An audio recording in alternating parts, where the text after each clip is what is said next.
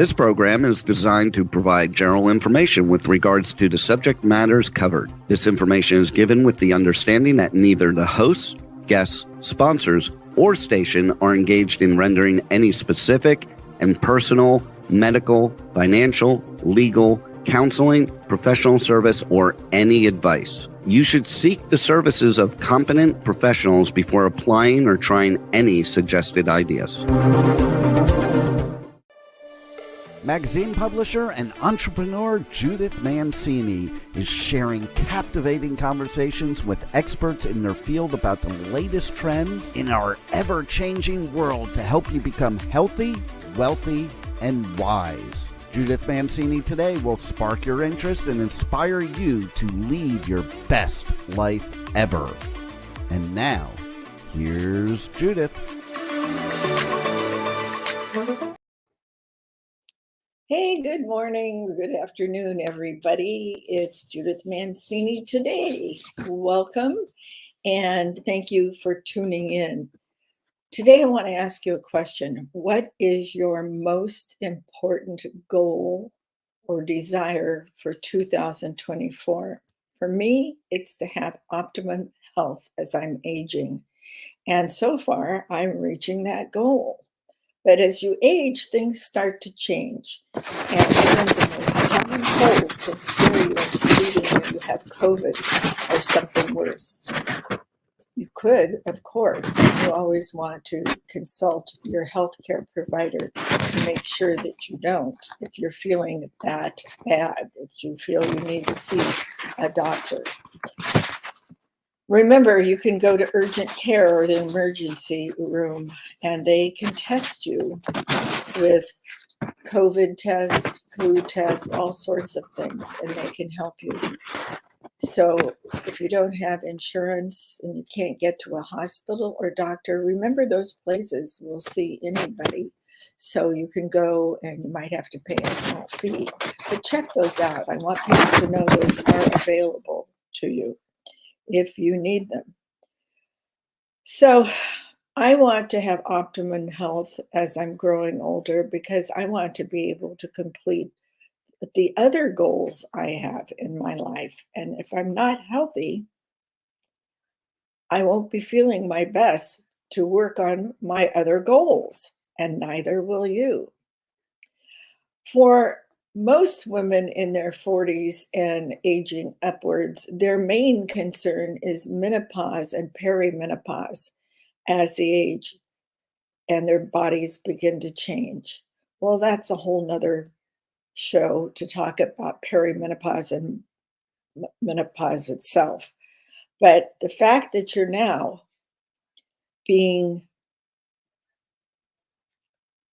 the age where these things are occurring in your bodies and your minds affects how you work and how you live and how you have fun and everything else. So that's what we want to concentrate on, and regular diseases that come in to your life that you could treat at home.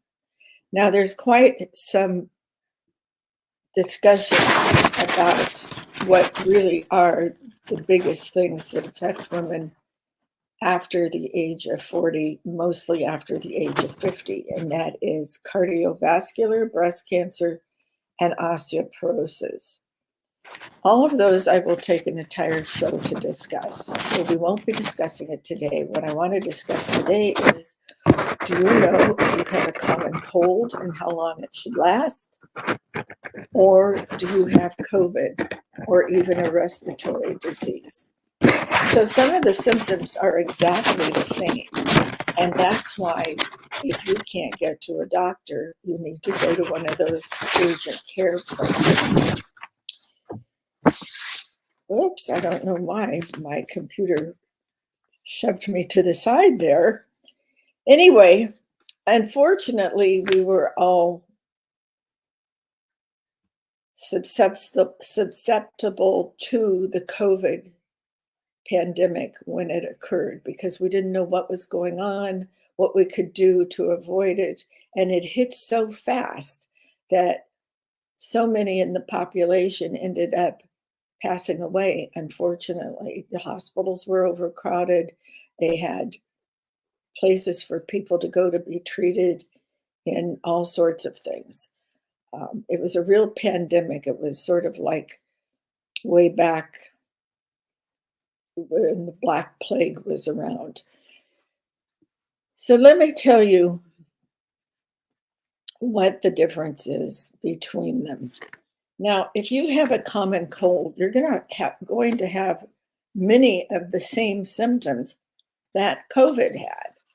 And the only way to be safe is to go be tested. I don't have a lot of faith in the home COVID testing method. I think you should go to urgent care or to your doctor and be tested with one of their kits. I think they may be a little different. I don't have any reason to say this. I don't have any proof that they are. But if I thought I had COVID, I would definitely want to be tested by a medical professional. I think the best way to tell if you are getting a common cold or COVID is how ill you are feeling. A common cold doesn't usually have a fever. It sometimes has a fever. Sometimes it has a sore throat.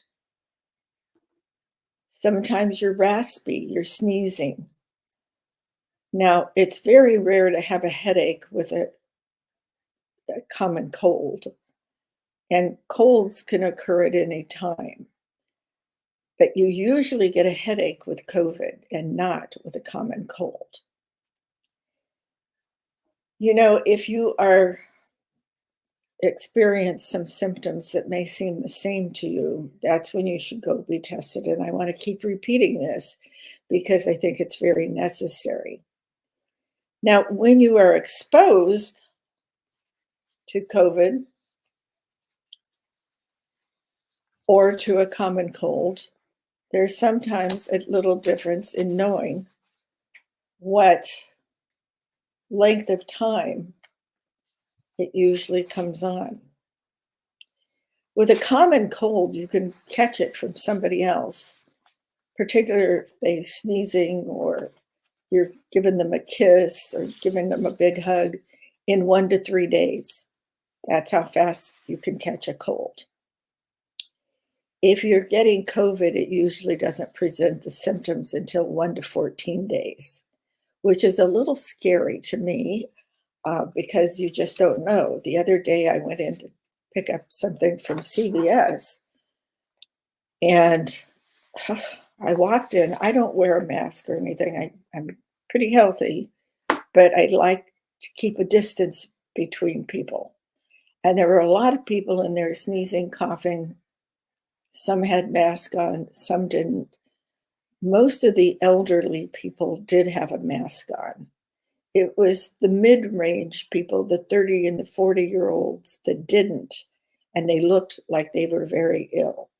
So I think if you have to go out and get a prescription or get something from the grocery, you might want to put a mask on. There's no proof that a mask helps you with COVID or anything else because these are not the heavy mask that the medical staff uses, but it will help some.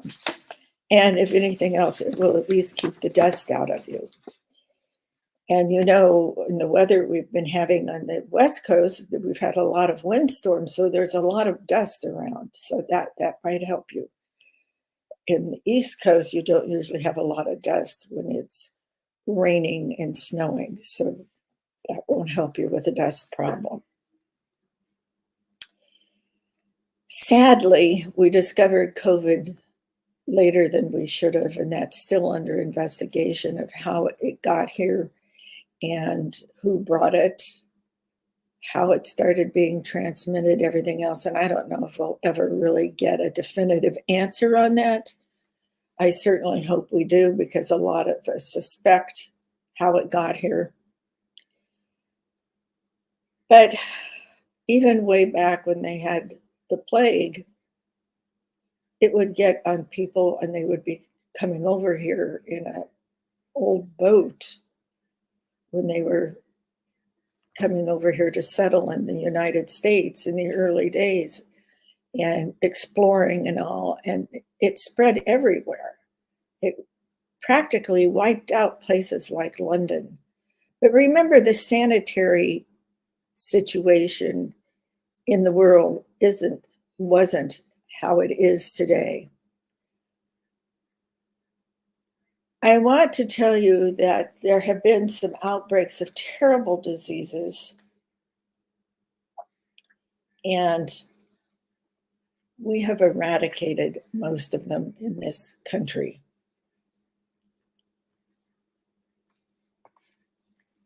Four diseases that are no longer in the United States and have been totally eliminated, mostly because of vaccinations and vaccinating children. These were mostly childhood diseases that spread to adults. They are polio, measles, and rubella. And worldwide, we have eradicated smallpox. Now, there's a caveat to this. We've had other terrible outbreaks of diseases, some of them fatal, a majority of them fatal. And because we have eradicated them, like the smallpox worldwide, we no longer see a great number of people passing on from them. But there have now been a few breakouts in places like the African continent of smallpox. We're wondering why this is. We can't figure it out. And before it gets any worse, I hope that more and more people over there will be vaccinated. The polio epidemic was something that was very odd. It came, we don't know from where, and they were working rapidly to find a vaccine for it, and the Salk vaccine came out. Now, that was a terrible disease. It was a virus, and they tried to treat it, but many people were totally paralyzed, including being able to breathe, so they were put on respirators and had to live their lives in iron lungs, which positive pressure would help them breathe. It was a terrible thing, and people thought it was spread through the schools and all. Well, it took quite a while for them to develop that. I remember I was in kindergarten when this started, and I was much older when they started with the vaccines. So it doesn't happen overnight that you can develop these cures or these things that will help you. That's why you need to practice good hygiene and make sure that your home is sanitary. Now, let me speak to this for 1 minute. We have quite a problem in this wonderful nation of ours of homeless people. These people cannot afford their homes. Many of them have gotten on drugs. Now, isn't that amazing that the drugs can get through and they can get hooked on the drugs and they can shoot up on the sidewalks and in the street? They have no sanitary facilities. It's a shame, and we need to address things like this before we have another epidemic of some horrible disease. The other thing is, we now have open borders. Whatever your political affiliation is, you can't help but notice that millions of people are crossing our border from so many different countries.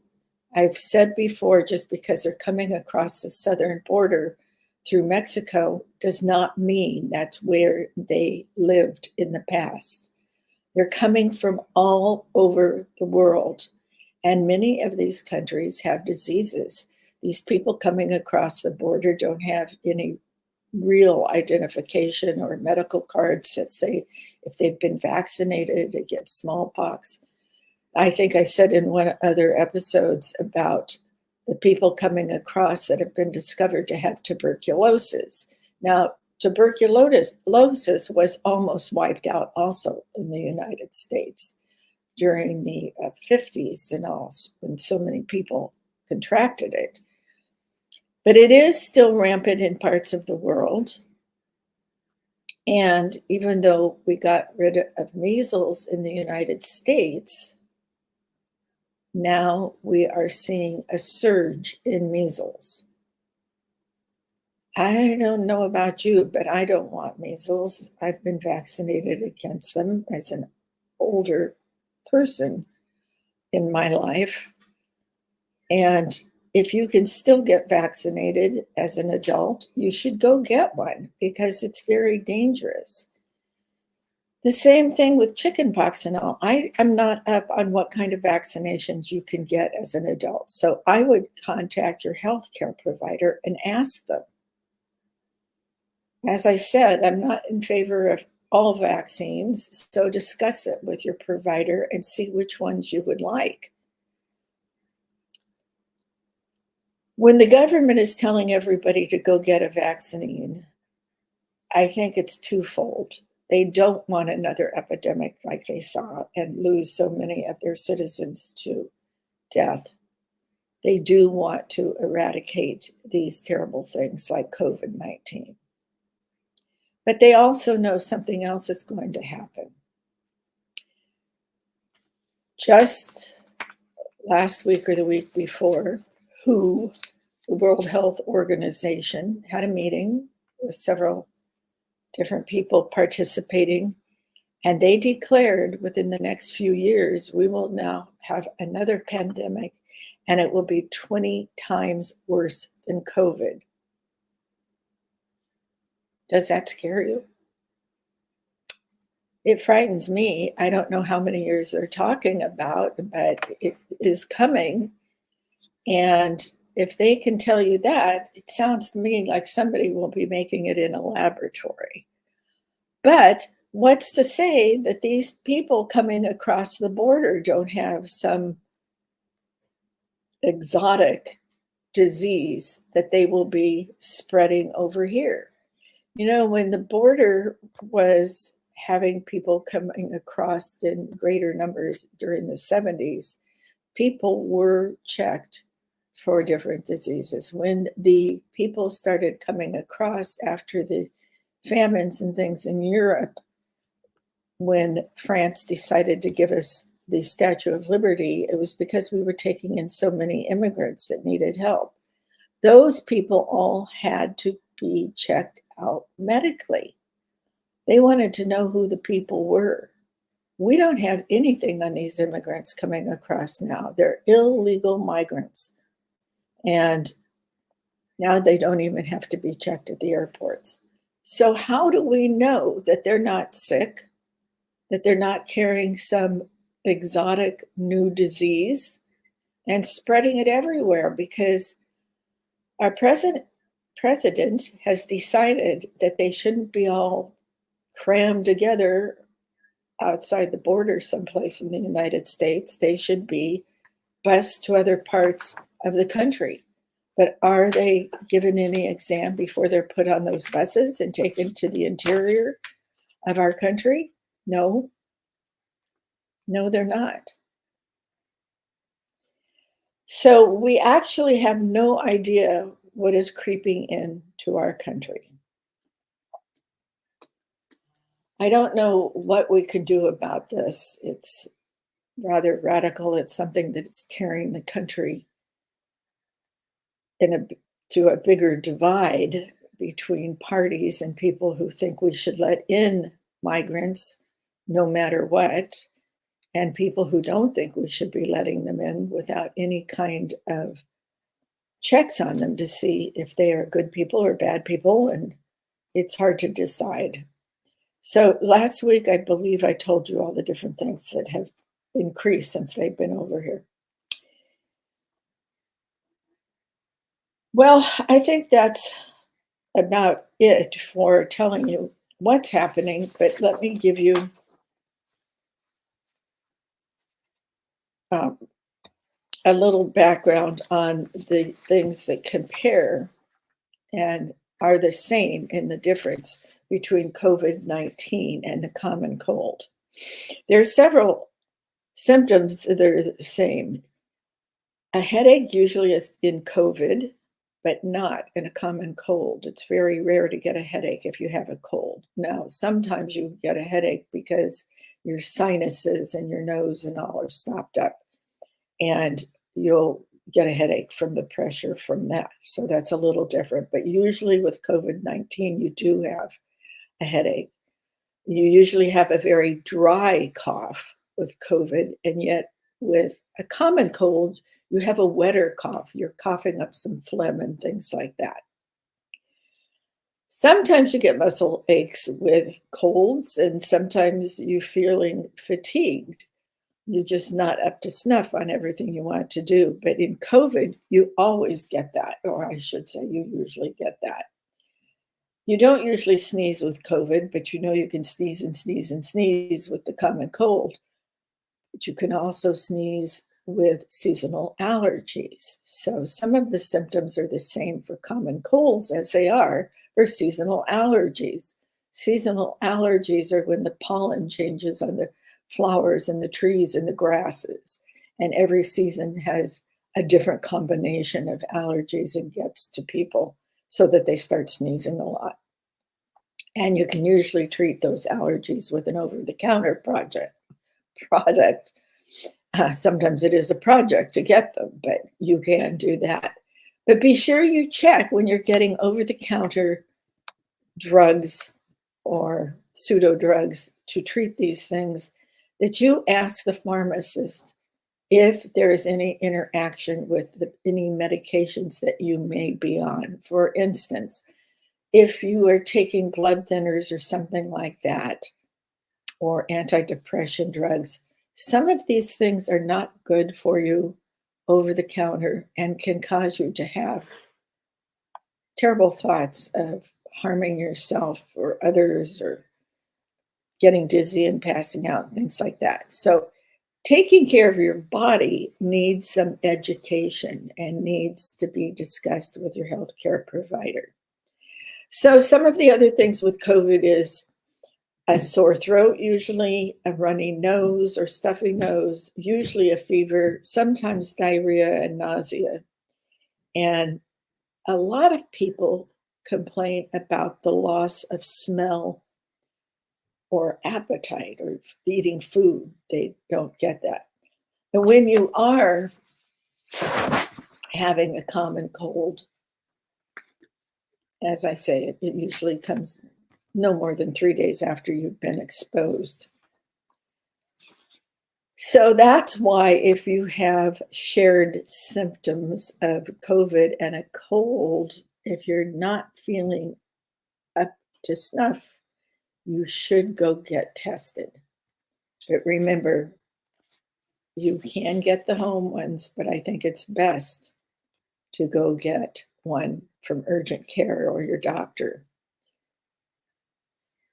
Okay, so there is really no cure for the common cold that is known, but I think you can treat yourself to feel a little better if you do some of the things that Grandma Mama used to do. You can smell Vicks Vapor, something like that, that you put on your chest. They have all different ways to use it these days.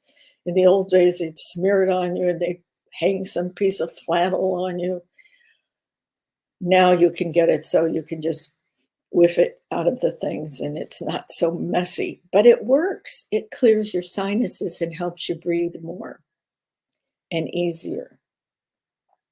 Sometimes with allergies, you even get achy bones and all. It can just make you tired, very fatigued. So that's why you should try to get something that will help you and clear your nasal and your runny eyes and all of that. And if you have severe allergies all the time, maybe to pets, pet dander that's on the little animals, or you continuously have seasonal allergies where you walk outside and your eyes start tearing, and even if you're not sneezing, you definitely need to go see a healthcare professional so he can ease your symptoms. And now, today, much unlike years ago, they have tests for allergies. They can actually do some skin tests or blood work and figure out what kind of allergies you have. So, these, what I'm talking about today, are definitely seasonal and pet allergies. These are not food allergies, which definitely needs to be taken care of by a healthcare provider. I don't know if you know the difference between flu symptoms and COVID-19 symptoms, or a new kind of COVID. But they have almost exactly the same symptoms as one to the other. They have the headache, the cough, the muscle aches, and the tiredness. I'd say not tiredness. I get tired if I work all day long and don't take a break. I'm talking about fatigue where you want to stay in bed. You don't want to get up and try to do anything. It's a chore to get through your chores and your errands or get to your office and work. If you're sick, you shouldn't be going to an office. But if it hurts you when you're trying to sit on your computer and work from home. They also have sore throats, stuffy noses. They almost always have a fever, and a fever is considered something over 100.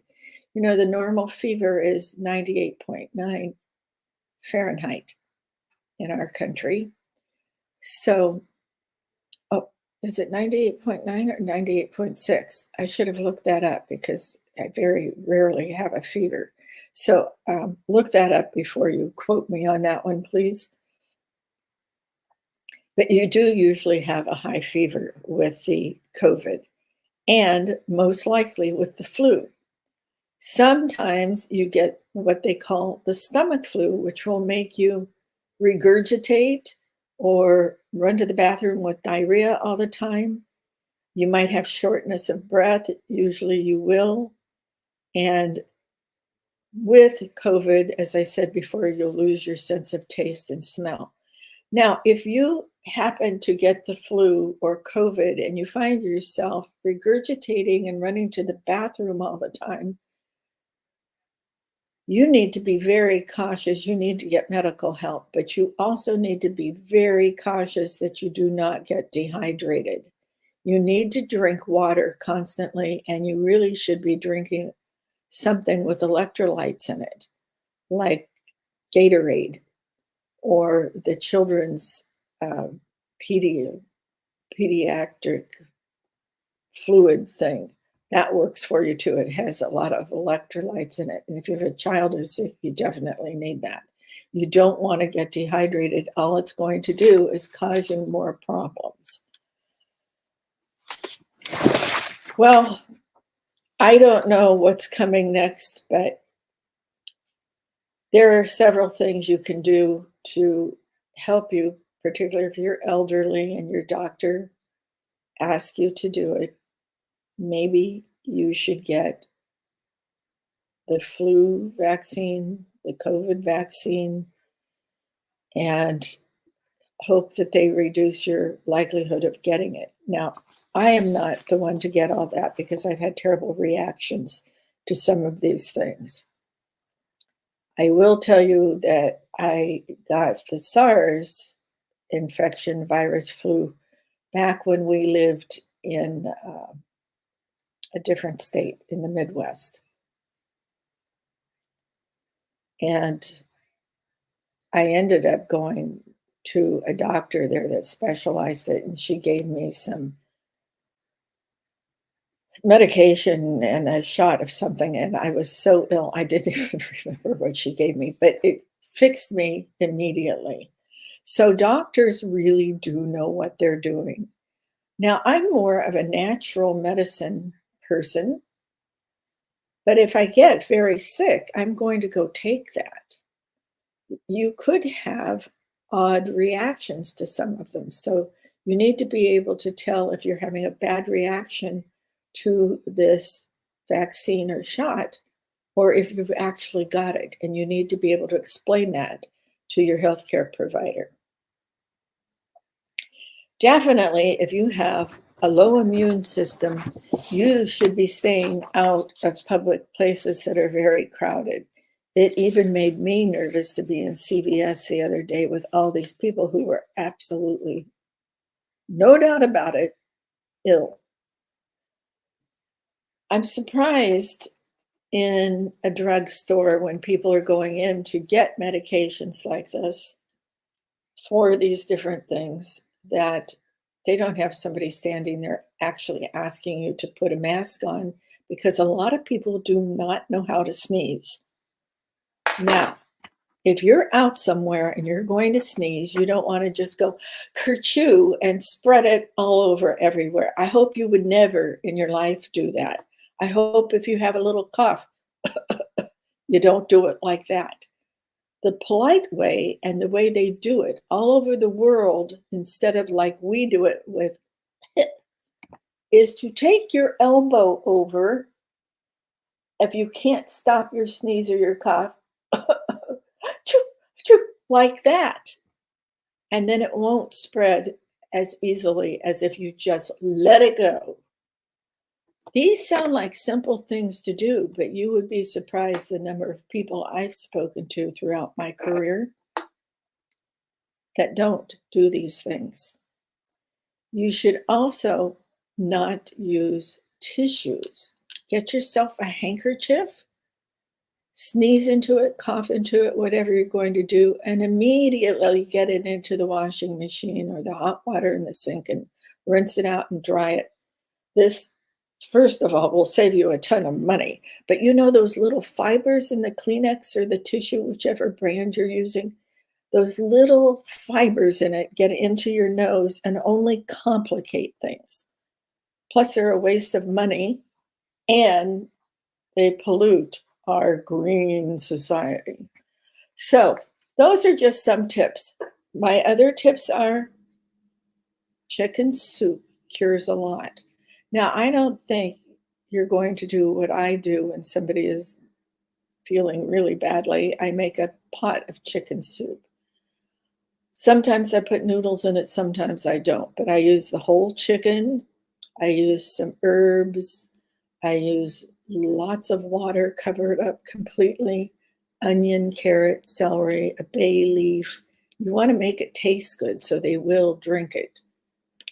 And then you give them that broth, let it cook for hours. You can put the chicken in it, or you can take the chicken off it. You can put the chicken in it whole as you're cooking it. But when you take it out to serve them the broth, you can take the whole chicken out and you can take all the meat off the chicken and you can use it for all your meals for several days.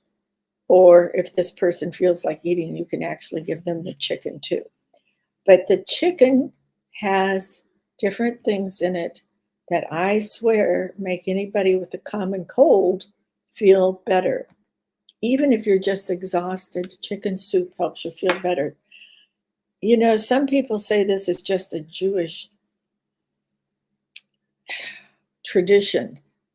Well, I'm not Jewish, and I've been doing it ever since I was a little girl, and my grandma taught me how to do it. And it works. So you know that your whole life will be better if you eat nothing but whole foods. And I know now it's very difficult because of the economy, and some of you are having a hard time struggling to feed 3, 4, 5, even 2 or 1 person.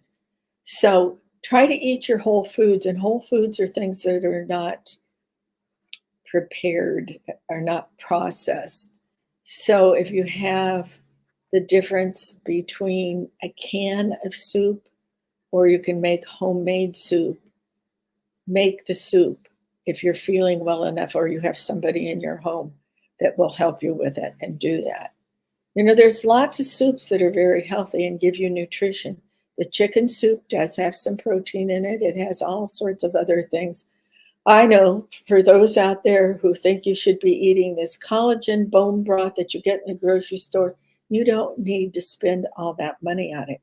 Your chicken, if you cook it 24 hours and take the meat off of it, put the bones back in the broth, and boil it for another 24 hours, it's 48 hours altogether, the bones will start falling apart and the collagen will come out. And you don't have to spend $5 for a box of soup that feeds two. Okay? That's my financial guide for today. So whole foods, fruits and vegetables and things like that. But did you know that there is a process for frozen food now, which is often much less expensive than buying fresh produce? And of course, some people say you should only eat organic, processed, fresh vegetables and fruits. If you go to the frozen food section and you get a good brand, and I'm not saying the most expensive brand, but kind of look at it, most of these vegetables and fruits are flash frozen now after they've been sanitized, washed 2, 3, 4 times, and they freeze them, and they're far less expensive than buying the fresh vegetables and fruits. Now, things like come in a heavy skin need to be washed too on the outside. All of this helps you fight off disease and any kind of pollutant getting to you. So you want to consider all of that, and you want to be sure you drink plenty of water all of the time. What else can we tell you to do? One of the things that I am just a nut about, 2 things. I brush my teeth 3 or 4 times a day. I always have, and I always will. I had braces when I was little, and I cherish my teeth. I don't want to lose them in my 70s or 80s. I like my teeth, so I brush them, as I said, 3 or 4 times a day. Sometimes more if I go out for an early business breakfast or we're running around on the weekend. I brush them more if we're eating or drinking, things like that. I don't brush them in public. I don't go into the restroom and brush my teeth. I think that's kind of gross. So I don't do that. I brush them at home. Another thing that I think most people don't do is sanitize and wash their hands. I wash my hands constantly, and if I feel like they're getting too dry, I'll put lotion on them. But also in the car, after, even if I've wiped off the cart at the grocery store, after I finish my shopping and I'm getting back in the car, I take my hand sanitizer and I use a few drops and I wash my hands again. And then I put a little more on and I run it around the steering wheel. And it's a leather steering wheel and it doesn't seem to hurt it. So you might try that too, especially if you've been shopping in a store where there's been lots of people around and all. All of this sounds like simple stuff, and it is simple, and that will keep you well through the seasons. We seem to get more diseases and sicknesses and illnesses during the winter months. And it's not really because the weather is cold. Actually, the very cold weather kills some germs that like to thrive in the tropics and places like that that are humid and wet. Humid and wet is redundant. And very hot. So it's a fallacy to think that you go out in the cold and you catch a cold. That's not true. Now, I'm not telling you to go out without warm clothes on and bundle up, because if it's freezing or below, you can get frostbite. And nobody wants to get frostbite. If you get severe frostbite, you might have to have your toes or your foot amputated or your hands amputated or even your nose amputated. So when you go out during the wintertime, wrap up. Be sure you have something to put over your nose, because as you breathe in this cold air, it's going down through all of your respiratory system, and that can damage you too. And we've had extremely cold weather here in the United States, well below zero, sub-zero temperatures that have been horrendous, some places 45 below. You don't really want to go out in that. But we're having the primaries now, and the caucus is just finished, but you do want to go out to vote. So when you go out to vote, first of all, be very careful with your transportation so you don't get in an accident. And secondly, don't forget to wear your gloves, your scarves, your hat, and everything else, your feet. Don't get your feet wet. I'm sorry to say I have to say all of this, but that's the fact. Some people think they're impervious to everything. It's the same when it's extremely hot, where we just moved to the desert. It gets to be 120 for several days, maybe a month or more in the middle of the summer. So we have to be very careful about that. That's a whole nother show when it gets hot here again. But right now we're having very pleasant weather. All righty. Let's see. I already told you about the tests and all. Now, I was talking about food and whole foods and what would be good for you and always make you healthy. There's a lot of people on social media these days. Some of them are legitimate, well-educated doctors that have started new businesses in nutrition. And first of all, I have to say that until recently, most doctors never had to even take a class in nutrition. Now, there's a difference between a dietitian and a nutritionist, and you can look it up for yourself to see what it is. I want you to think more like a nutritionist and educate you on food. There are a lot of doctors right now that are getting in on the game of supplements, food supplements, dietary supplements, vitamins, things like that. Now, that's been my business for years, and I had the largest circulated magazine in the United States at one time called Let's Live. And that was about nutrition and how to live a healthy life. And people liked it because it had 1.7 million circulation. So I'd say they liked it. Now, we got many experts in there. We very seldom got a doctor in there because they didn't particularly care about nutrition. They cared about giving you pharmaceuticals to help you. Now, some of them started getting wise. Among the first were naturopathic doctors, chiropractors, different people like that, because they took nutrition classes. They were looking to see what the body needed as far as vitamins and supplements went, and whole foods that we were just talking about, not processed, and that. Now, they also saw that this field could be very lucrative, and the pharmaceutical companies started seeing that they were losing some business because people were starting to be healthier. So the government tried to pass a law that all supplements, like vitamin C, I'll keep it simple today, like vitamin C, needed to have a prescription.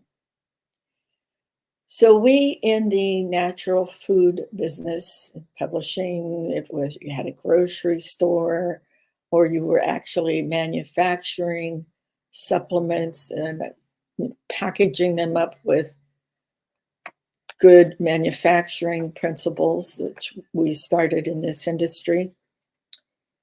We put our own regulations in. So they tried to pass a law saying that no, we couldn't do it, but we fought and we went to the public and we told them, and we were fortunate to pass DSHEA, dietary supplements, health food and all, that said we could go ahead and manufacture and distribute under these good manufacturing laws and inspections. Today, They're after this industry again, and they're trying to get rid of supplements. Well, I don't know what it is, but many doctors that are advertising on television and they're advertising on their own websites, on social media and all, are coming up with some very strange ideas.